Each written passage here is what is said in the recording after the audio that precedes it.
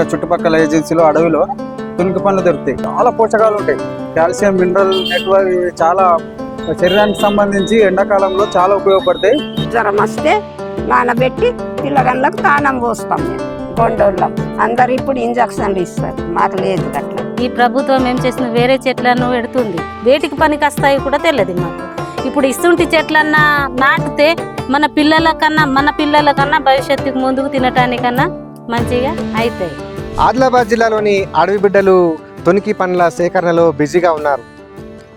ఈ వేసవిలో లభించే తునికి పండ్ల కోసం అడవుల్లోకి వెళ్ళి తునికి పండ్లను సేకరించి వాటితో జీవనోపాధి పొందుతున్నారు. ఈ తునికి పండ్లను తినడం ద్వారా ఆరోగ్యానికి ఎంతో మేలు. అదేవిధంగా వీటిని మార్కెట్లో అమ్మడంతో తమకు ఉపాధి లభిస్తుందని అడవుల్లోకి వెళ్ళి ఈ యొక్క తునికి పండ్లను సేకరిస్తున్నారు. ఇంతకీ ఆదిలాబాద్ జిల్లాలోని అడవుల్లో లభించే ఈ యొక్క తునికి పండ్లను ఆదివాసులు ఏ విధంగా సేకరిస్తున్నారు, వీటిని మార్కెట్లో ఏ విధంగా అమ్మి వారు ఉపాధి పొందుతున్నారనేది ఈ యొక్క స్టోరీలో చూద్దాం.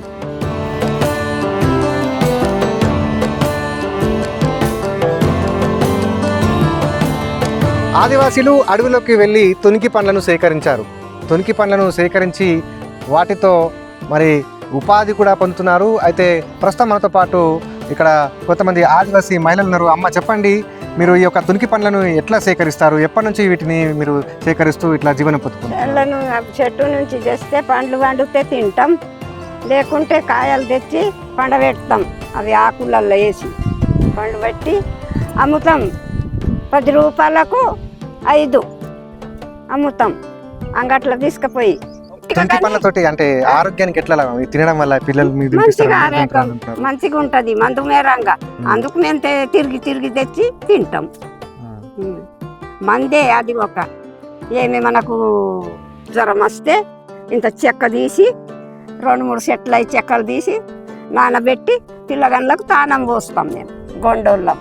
అందరు ఇప్పుడు ఇంజక్షన్లు ఇస్తారు, మాకు లేదు అట్లా.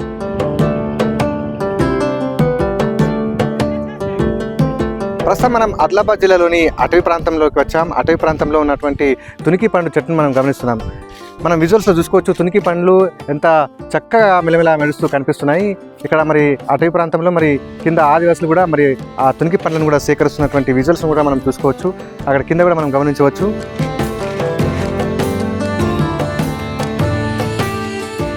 సో అడవుల్లోకి వచ్చి మనము ఆదివాసులు సేకరించినటువంటి తునికి పండ్లను కూడా మనం చూసాం. మనం ఒకసారి తునికి పండు మరి టేస్ట్ ఎలా ఉందో ఒకసారి మనం కూడా చూసేద్దాం.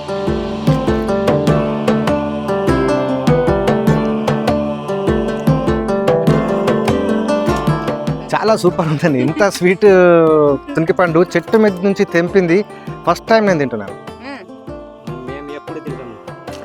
చాలా ఎంత టేస్ట్గా ఉందని అంటే అసలు నేచురల్ ఫుడ్ ఇది. ఎలాంటి కెమికల్స్ లేకుండా నేచురల్గా కాసినటువంటి ఈ యొక్క పండును అడవుల్లో సేకరించినటువంటి విధానం. మరి ఈ యొక్క పండు యొక్క టేస్ట్ మనం చూస్తే ఎంతో చాలా టేస్ట్గా ఉంది. చెట్టు నుంచి తెంపినటువంటి ఈ యొక్క నేచురల్ తునికి పండ్లను మనం ఇప్పుడు తింటున్నాం. ఎంతో టేస్ట్గా ఉందండి ఈ ఫుడ్. చాలా నేచురల్ ఫుడ్ ఇది. అడవిలో లభించేటువంటి ఏకైకమైనటువంటి నేచురల్ ఫుడ్ ఇది. ఇప్పుడు ఎండాకాలంలో ఎక్కువగా ఆదివాసులు కూడా దీన్ని ఎక్కువగా సేకరించి ఈ పండ్లని తింటుంటారు. అదేవిధంగా మార్కెట్లో కూడా అమ్ముతుంటారు.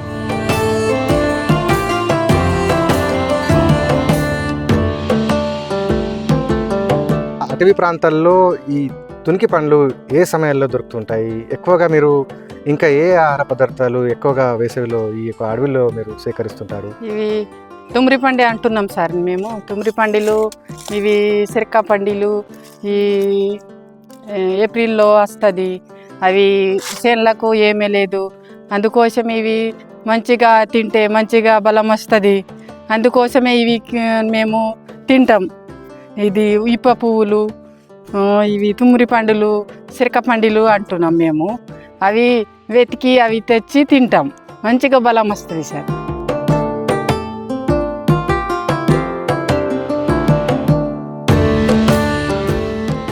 సో అడవుల్లో సేకరించిన ఈ యొక్క తునికి పండ్లను ఆదివాసీలు మార్కెట్లకు తీసుకొచ్చి కూడా అమ్మకాలు చేస్తున్నారు. ఇక్కడ కొంతమంది ఆదివాసులు ఉన్నారు. చెప్పండి అమ్మా, మీరు ఏ ఊరు నుంచి వచ్చారు?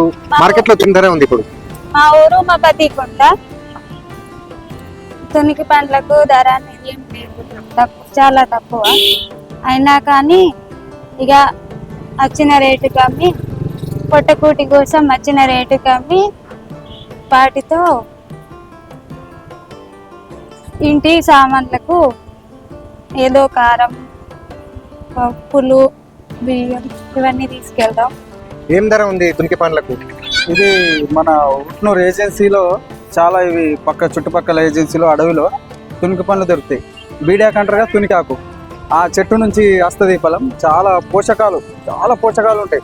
కాల్షియం, మినరల్ నెట్వర్క్ చాలా శరీరానికి సంబంధించి ఎండాకాలంలో చాలా ఉపయోగపడతాయి. శరీరానికి రకరకాల పోషకాలు దీంతో అందుతాయి. ఎండాకాలం ప్రతి సంవత్సరము ఫిబ్రవరి నుంచి మార్చ్, ఏప్రిల్ మధ్యలో ఇవి దొరుకుతాయి మనకు. గిరిజనులు అడవి నుంచి సేకరించి తెచ్చి అమ్ముతూ ఉంటారు. మనకి ఇవి ఒక 2 months దాకా మనకి ఇవి దొరుకుతాయి. ఖచ్చితంగా ప్రతి సీజన్లో ఇవి తినడం వల్ల మనిషి ఆరోగ్యం చాలా మెరుగుపడి మళ్ళీ ఇంకో వచ్చే సంవత్సరం వచ్చేదాకా అతని ఆరోగ్యం బాగుంటుంది. ఇలా పోషకాలు చాలా మెండుగా ఉంటాయి, పుష్కలంగా పోషకాలు దొరుకుతాయి. ఎట్లా ధర ఉంది దీనికి? మరి దీన్ని చాలా తక్కువకే అమ్ముతారు వాళ్ళు, 80 రూపాయలు కేజీ వరకు అమ్ముతారు. చాలా రీజనబుల్ రేటే. మంచి ఇంత పోషకాలు ఉన్న ఇంత మంచి పండ్లు ఇంత తక్కువ ధరకు దొరకడం ఈ ఏజెన్సీలో మాత్రమే. అడవి ఉండడం వల్ల ఇవి దొరుకుతున్నాయి. పట్టణ ప్రాంతాల్లో దొరికాయి. అడవి కంపల్సరీ అడవిలో దొరికే పండు ఇది మన అదృష్టం ఇక్కడ దొరకడం అని భావిస్తాం.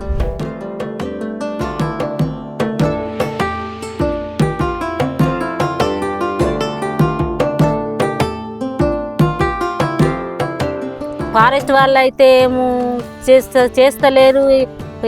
గవర్నమెంట్ ఇంకా చెట్లు నాటుతుంది, వేరే చెట్లను నాటుతుంది. ఇట్లా పండి పలార్ల చెట్లను నాటుతలేరు, ఇక్కడ పెంపకం పెంపుతలేరు. అది వేరే ఇక్కడ పార్కులు ఉన్నాయి. పార్కులు అవి ఏ చెట్లు ఏం కాయలు కాస్తాయి, అవి వేటికి పనికి వస్తాయి కూడా తెలియదు మాకు. ఇప్పుడు ఇస్తుంటి చెట్లన్నా నాటితే మన పిల్లలకన్నా భవిష్యత్తుకు ముందుకు తినటానికన్నా మంచిగా అవుతాయి. ఇప్పుడు ఒక్కొక్క చెట్టు ఎక్కడన్నా ఉన్నది, మా పిల్లలకైతే ఏం భవిష్యత్తులో ఉండయో చెట్లు ఇంకా పండ్లు ఇంకా దొరుకుతాయని గ్యారంటీ లేదు. ఈ ప్రభుత్వం ఏం చేస్తుంది, వేరే చెట్లను పెడుతుంది. వేరే చెట్లు ఏ చెట్లు ఏం కాయలు అవి కట్టెలకు పనికిరావు, అని దేనికి పనికిరావు. మన పిల్లలు తినటానికి పోతే ఏం దొరకాయి అక్కడ? ఉత్తగా పండు దొరకాయి, పొలాలు దొరకాయి. తీసుకుంటే మొత్తం కెమికల్లు ఉన్నాయి, మొత్తం వాడుకుంటారు దుకాణాలను. గవి వాడుకుని పండ్లను మర్చిపోతున్నారు పిల్లలు. మళ్ళీ ప్రభుత్వం కోతులు, పక్షులు ఏమన్నా ఉన్నాయి, గవి ఇంకా అడవిల నుంచి ఇంటికాడ వస్తున్నాయి. ప్రభుత్వం ఇంకా ఈ అడవులల్లో ఏదైనా చెట్లు నాటితే మంచిగా ఉంటుంది. పండి పొలాల చెట్లను నాటితే ఏదన్నా మా పిల్లల కన్నా భవిష్యత్తుకు మంచిగా ఉంటుంది.